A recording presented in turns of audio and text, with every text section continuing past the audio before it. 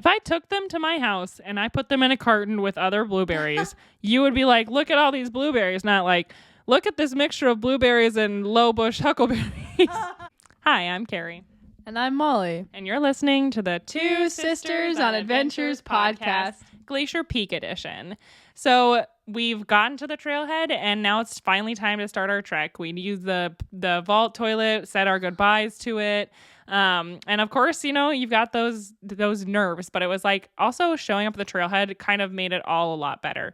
There were a ton of cars there, so I was like, well, if for any reason a fire starts in the next 30 minutes, I can just head back down the trail and, you know, catch a ride in one of these 15 passenger vans. It was an interesting feeling, though, when Dave departed and he like drove away in his 15 passenger van, because you did feel like, okay, I mean, we've been planning for this for about a couple days and wanting to do this for a couple years, and now our ride is gone, so we're going to be walking. Mm-hmm.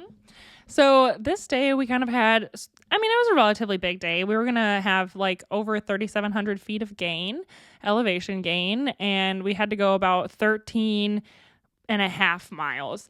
But we knew that the biggest part of our day was naturally going to be right away. So we'd chosen to enter the Glacier Peak Wilderness via Cady Ridge, which is kind of known for its steepness, which I think that there was a different way we could have entered where it was going to add like 3 more miles, but it would be less steep. But for us, we always choose shorter and steeper. And honestly, hence the Nanny Ridge in the Goat Rocks. Yeah. And so we were starting a little later than we wanted to because our ride had been late to show up. And then I feel like once we were at the trailhead, we had some weird kind of like having to repack a few things here or there. And so it's like you never get going as soon as you want. But at first, I remember we kind of walked across this little bridge and there was like water trickling down all the moss. And I was kind of like, well, this is already beautiful 5 steps from the trailhead. So I feel like it's going to be really beautiful here. So the thing about Cady Ridge is it's really steep. We had to go like 2,200 feet of elevation over less than 4 miles. And that doesn't sound that horrible, except for then you add our packs are the heaviest they've literally ever been for us because this is the longest trip we'd ever done.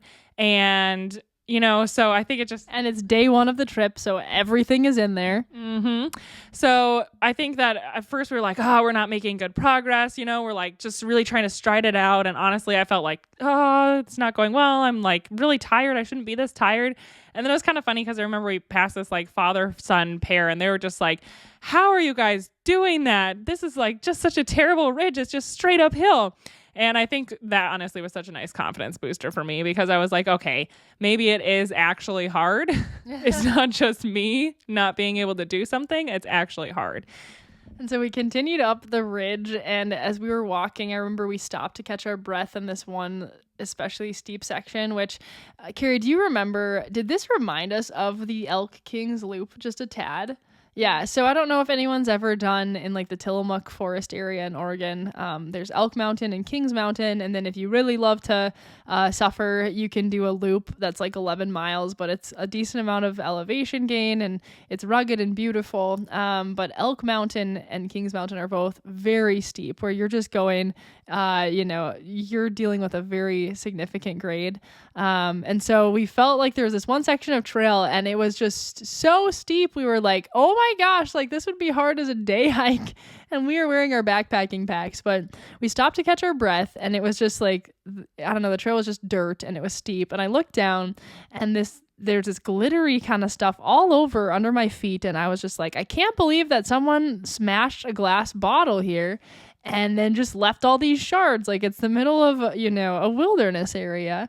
And we investigated a little closer, and it's actually some type of a rock. Like, I don't know, is Formica a rock? I don't know. Okay. I wonder if we have, is there any geologists out there that could tell us if you have a rock and it sits and it looks like a rock, but if you scratch it, it just crumbles off into these beautiful, like super reflective, shiny little pieces of rock. what is that? I don't know if we have any pictures of it. I can't believe that, but I don't know. But it was so cool, honestly. And at first, like, once we got over being super mad, like, who's just out here smashing bottles all over this beautiful trail? And I think initially we were just like, somebody is like smashing bottles, blah, blah, blah. And then it wasn't until later when it was still all over the place that we were like, I don't think it makes sense that someone has smashed bottles for like a full mile up this ridge. And so we investigated, and yeah, it's just like, it's like this flaky, kind of almost malleable, like, it looked like a mirror, kind of.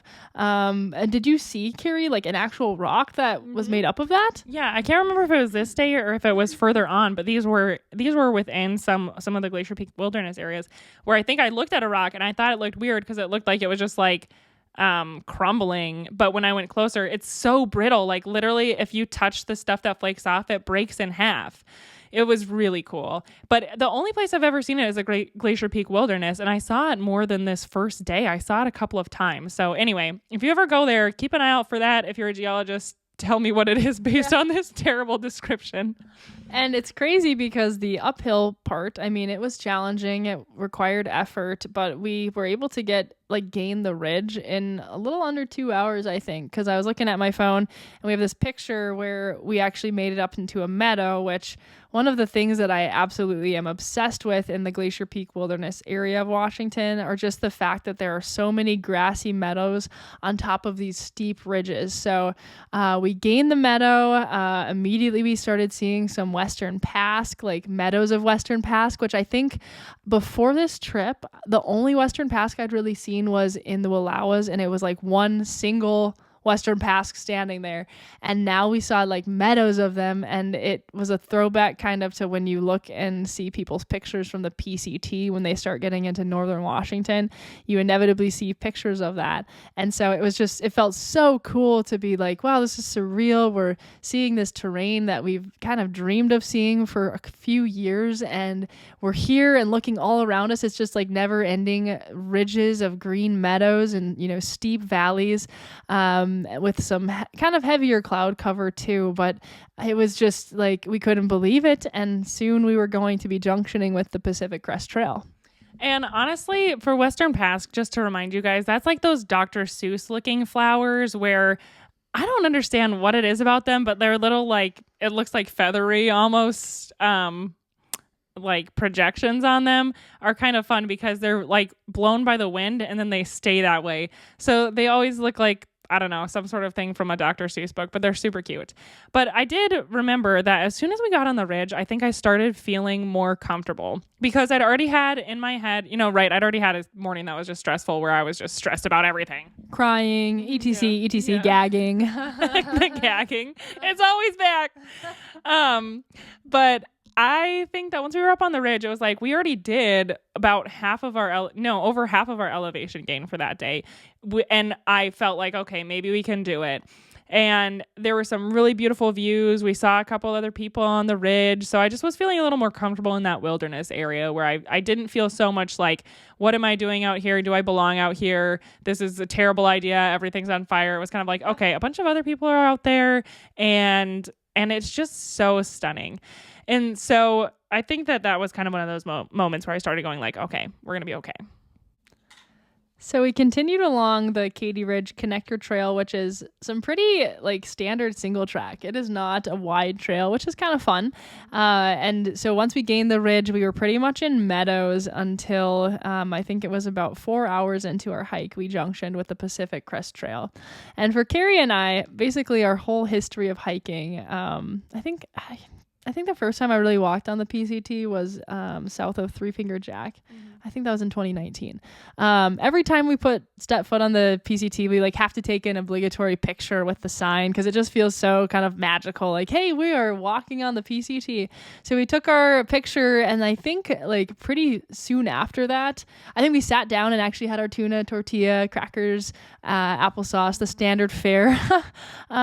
We saw a couple people that were doing, I think just like a day hike. I think they had camped at a lake in that area. Is it like Elizabeth Lake or something? Like Lake Pear. There's like they're fruit named lakes there. So there's like, I think so. But the thing that was interesting was after they came by, a PCT hiker came by, And I feel like it was such a novelty back then too, because we just started getting into bass. Lake Sally Ann. Yeah. The classic fruit, the Sally Ann fruit. Yes, Sally Ann pear. It like kind of sounds very similar, Carrie. I think it's pear shaped. I think there is a pear lake somewhere there. I think you're just making that up. We went to a trivia night last night, and we were laughing about how if you're at a trivia and you don't like know the answer, and then you kind of reason to an answer, then you feel so confident in it. And then inevitably when they put up the answers and you were wrong, you're shocked. So maybe that's what you're dealing with right now, Carrie, with your pear lake.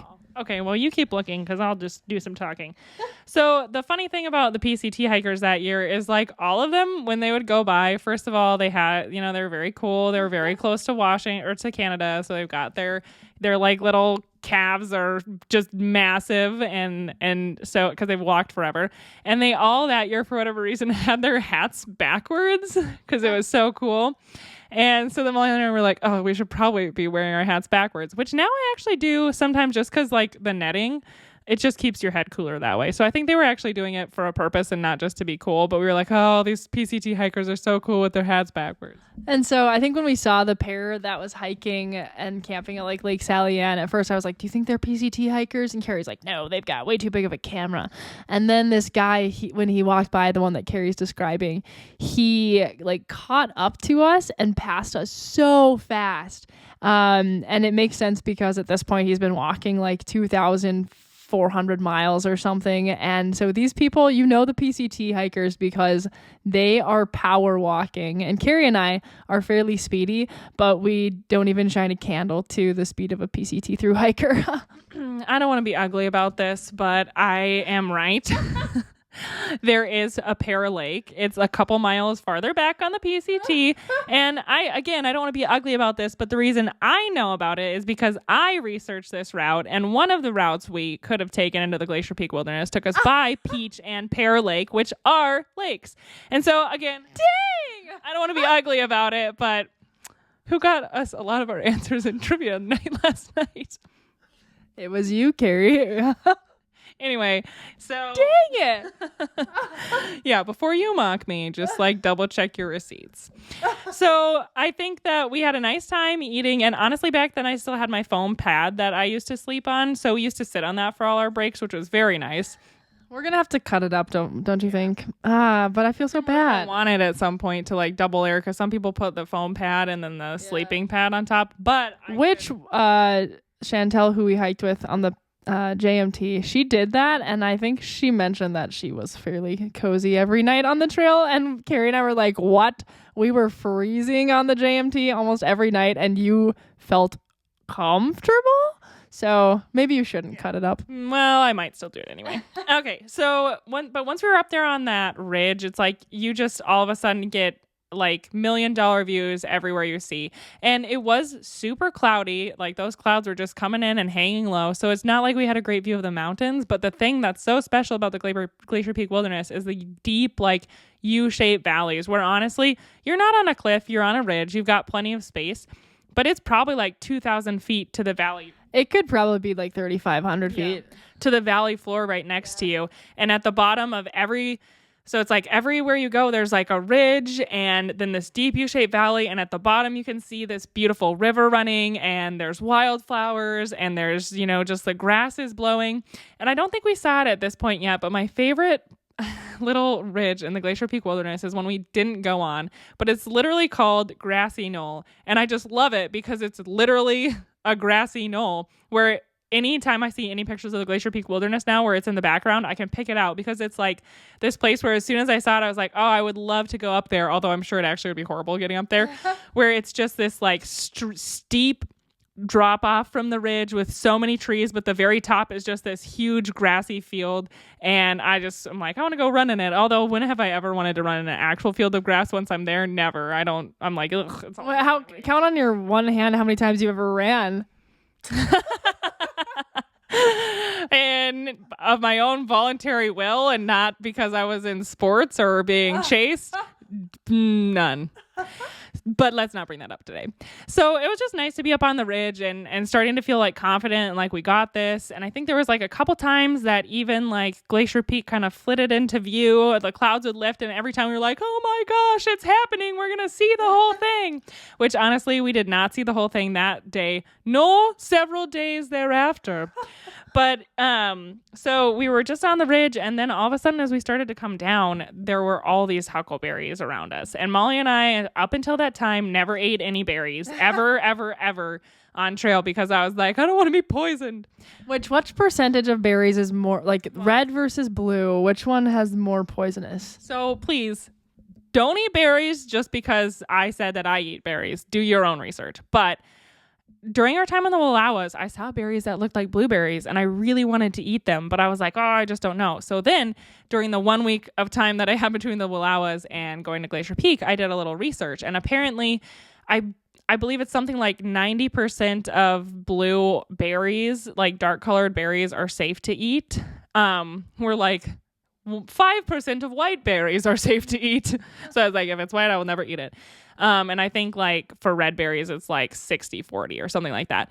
But usually like the red ones are more like, and I don't, again, if you're going to eat berries on trail, just do your own research because I don't remember all of it and I don't want somebody to eat something bad. But I think it was basically like the red ones that are poisonous though are more likely to be like the glassy looking, like, you know, when you see them on a bush and they're just like red marble looking things, like those are probably always going to be poisonous.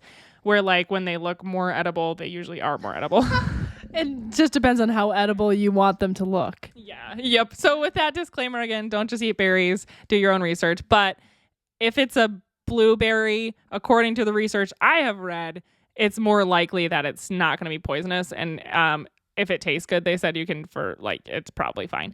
Remind me, did we have service to like look up a picture? Oh, no, this is the thing, guys, about Carrie. She's a planner. Before we left on this trip, Carrie took screenshots of what huckleberries looked like so we could compare in the wild, right? Yeah, and that's what I'm saying. Like sometimes you don't have to go out there and know everything. You just have to ask good questions while you're out there and then remember those questions, come back, write them down, and then find out the answer. So it's like we didn't know what we could eat, but then when I went back to my house or wherever I was researching, when I saw things that we could eat and I thought they looked similar to what I'd seen in the wild, I took screenshots so we could compare.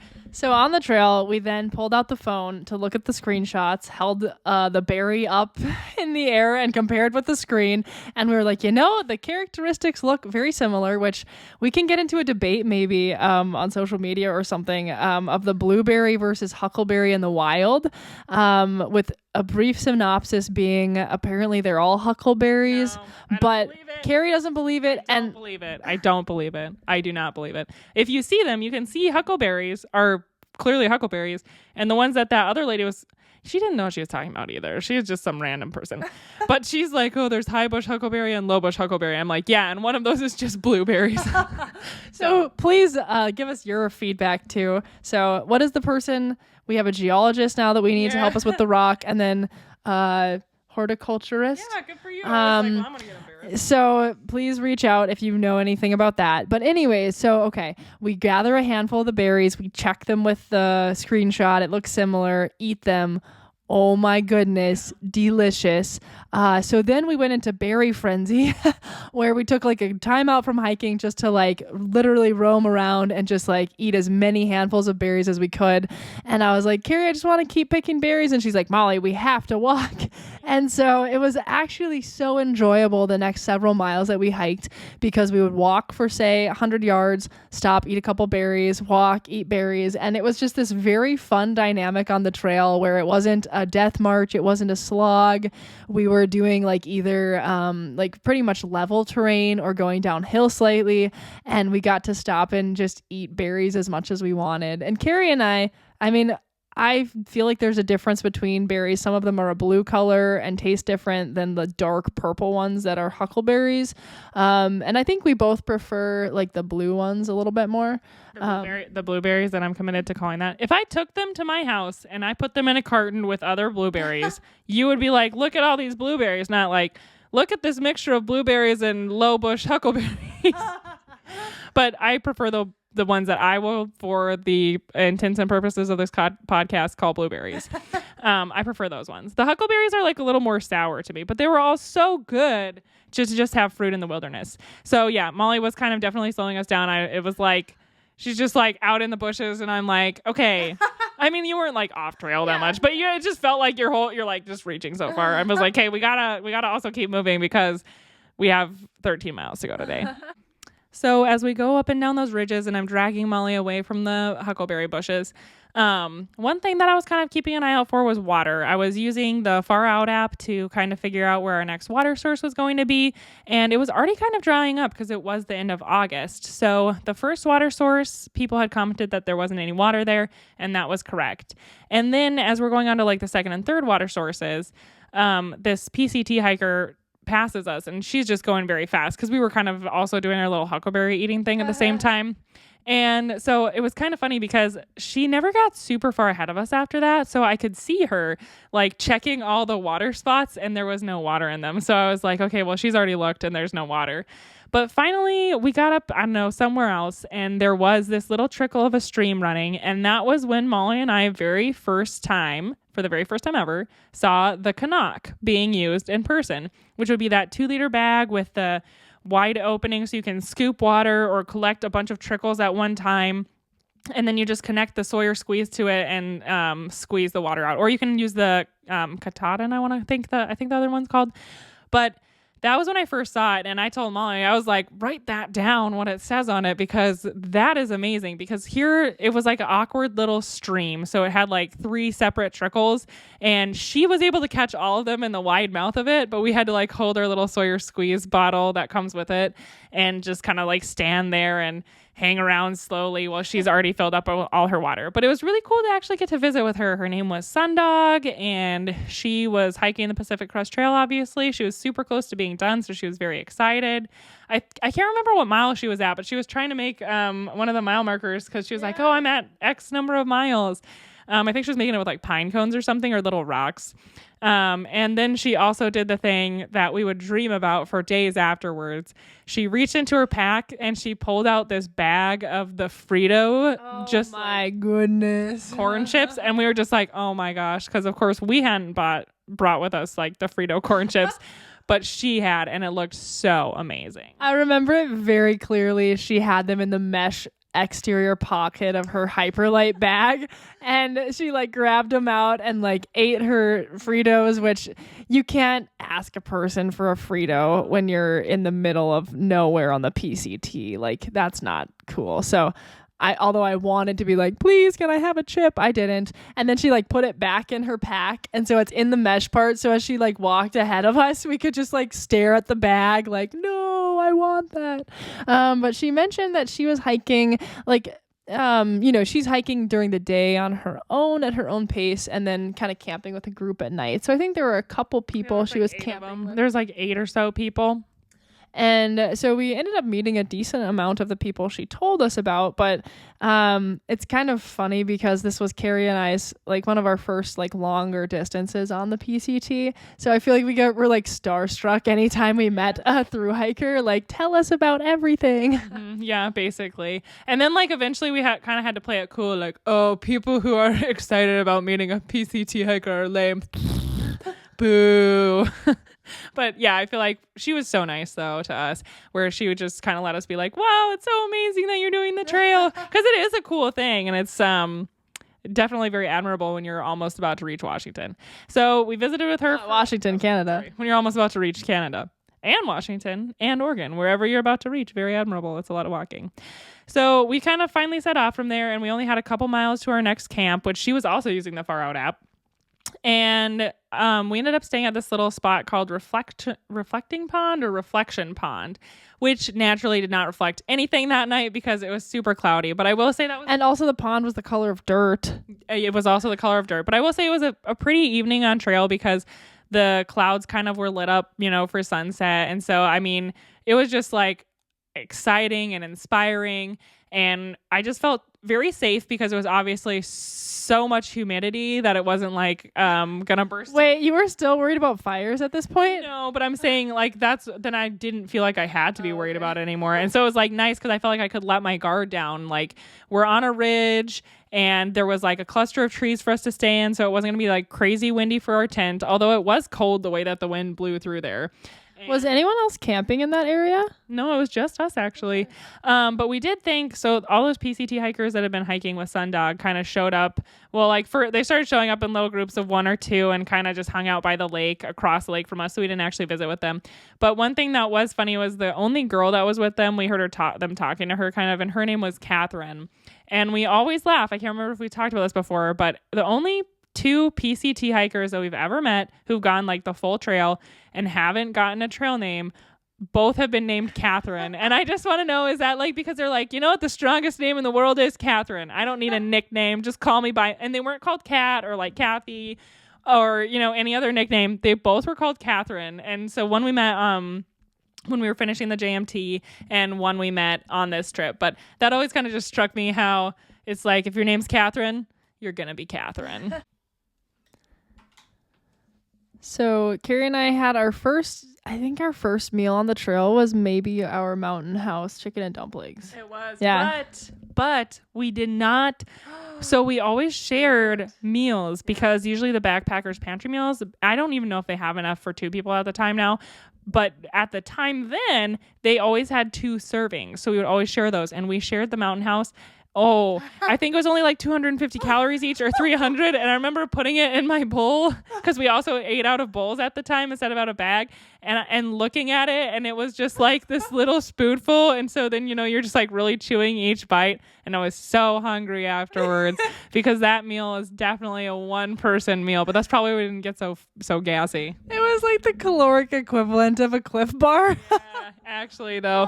And it felt so nice because it was so hot and it was so cold out, but the food was hot and delicious. But yeah, if ever I don't know, I could be tempted to bring it again. Oh my God. I don't know. Time makes the heart grow forgetful. Cue the gassy times, Hey. which, Maybe yes. if we're cowboy camping. Anyway, go ahead. Anyways, so we had our meager supper, and then the sun was starting to set. As Carrie had mentioned, the clouds kind of started to light up. We couldn't see Glacier Peak, but we had some really good views of a valley that was just to the east of us. So we went up onto a little bit of a grassy hill above our campsite to just enjoy the sunset. And this was a great trip because I don't think there were mosquitoes. It was just deep enough into August. I think our first day was August 19th, that there weren't any mosquitoes to worry about, which was nice. And then, we, did all our camp chores, got in the tent. We were so excited to sleep because, as you know, we had not slept well the night before on the side of the road, and Carrie had been working night shifts prior to that for a week. So we got in the tent, and I think, so we brought a Bible with us on this trip. And so we'll take turns just reading a couple chapters before, and then I guess our routine now is that we'll use our phone to write some notes about the day, but I don't think we did that at the time. So I think I was gonna ask you if you wanted the Bible, and I looked over at Carrie because I'd read for maybe 6-7 minutes, and she was already asleep. I was so nervous that I was going to sleep well that night. And let me tell you, that was when I still used my watch to track my sleep. I slept for 13 hours that night, which is, I don't even sleep that long in a bed, but it was so comfortable. I was so cozy in my sleeping bag. I was so exhausted. And I was just like, oh, thank you, God. I got the best sleep of my whole entire life. And was our plan, did we say okay, we just need to sleep because we're so exhausted and we have 11 miles of hiking tomorrow. So we know we can peel that off relatively fast. Honestly, I don't even know if we set an alarm in the morning because I think we were just we never really sleep that hard. And we'll just easily get up with the sun like we always do. And then Glacier Peak Wilderness, some of the best sleeps of my whole entire life have been there. I think that prior to this backpacking trip, my quality of sleep while backpacking was mainly tossing and turning. And yeah, this night began the next 6 nights of just some of the deepest, hardest sleep and like most hours of sleeping on a backpacking trip ever. And maybe it's because the Glacier Peak Wilderness is rugged and we were tired, huh? Maybe. Thank you so much for listening to another episode of the Two Sisters on Adventures podcast. As always, if you want to see any photos or videos from this trip is just beautiful. So if you want to see any photos or videos from this beautiful trip, we're going to put them on Facebook and Instagram like we always do. You can find us at Two Sisters on Adventures. So if you want to see those, follow us there. As always, thanks so much for listening. And if you'd like to leave us a rating or review, we always appreciate that too. Thanks, guys. Bye.